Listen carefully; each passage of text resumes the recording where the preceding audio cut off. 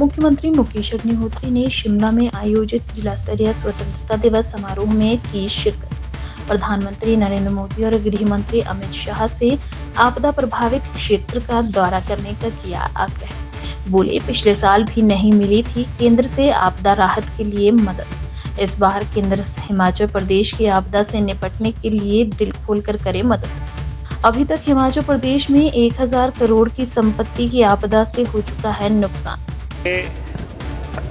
लोगों की शमूलियत जो है कम होती है, लेकिन यहाँ बहुत दुनिया आई देखने के लिए और ये राष्ट्र के लिए ज़रूरी है, राष्ट्र के गौरव का मसला है।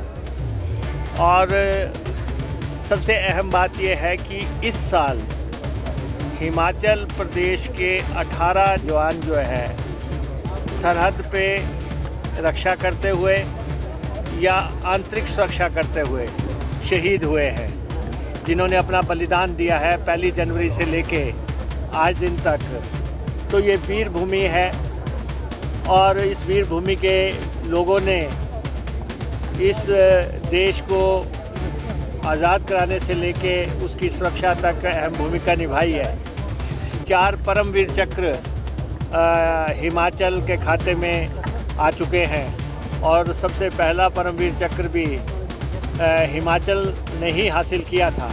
तो इसलिए उससे आप हिमाचलियों के जज्बे को देख सकते हैं। और जिन 18 लोगों ने इस दफ़ा बलिदान दिया इस राष्ट्र के लिए, हम उनको याद करते हैं, उनको नमन करते हैं। और उसके चलते हमारा ये मानना है, जब डिफरेंट बटालियंस हैं, रेजिमेंट्स हैं, कहीं डोगरा रेजिमेंट हैं, कहीं सिख रेजिमेंट हैं, कहीं JNK राइफल्स हैं, कहीं, तो ऐसे में हिमालयन रेजिमेंट या हिमाचल रेजिमेंट किसी उसके बारे में केंद्र सरकार को सोचना चाहिए। कहा जा रहा है कि अब ये फार्मूला बंद कर दिया गया है कि किसी प्रदेश के नाम पे या किसी एरिया के नाम पे रेजिमेंट्स बनाना का जो है तौर तरीका नहीं है अब। लेकिन जब हम सरहदों की रक्षा करते हैं और हमारे आसपास के पड़ोस में आप देखते हैं दूसरे देशों में क्या हो रहा है, तो देशभक्ति से की प्रेरणा के लिए हम चाहते हैं कि केंद्र सरकार उसको रिलैक्स करे और हिमालयन रेजिमेंट बनाए। और सेकेंडली, लगातार दूसरी दफ़ा जो है हिमाचल प्रदेश में त्रासदी आई है। पिछली बार भी 500 से ज़्यादा लोग त्रासदी का शिकार हो गए थे और इस दफ़ा भी त्रासदी आई है और अभी तक 200 लोगों की जानें जा चुकी हैं। 1000 करोड़ रुपए का नुकसान हो चुका है।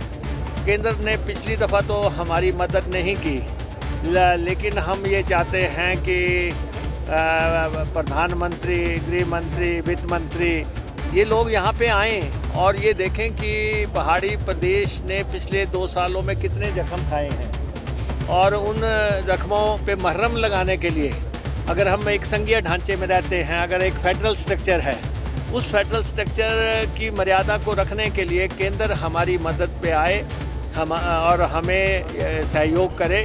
क्योंकि जब हिमाचल प्रदेश बना था तो उस समय भी पता था कि इसकी वित्तीय स्थिति कोई बहुत अच्छी नहीं रहेगी। ये यहाँ के लोगों की पॉलिटिकल एस्पिरेशंस पूरी करने के लिए ये राज्य बना था। उस समय भी ये मालूम था कि फाइनेंशियल तौर पे ये राज्य वाइबल नहीं होगा, इसका टैक्स बेस नहीं है दूसरे राज्यों की तरह। तो इसलिए केंद्र को हमारी मदद करनी चाहिए और ख़ास तौर पे जो हमारे प्रोजेक्ट्स केंद्र में गए हुए हैं, उन प्रोजेक्ट्स में सहयोग करना चाहिए।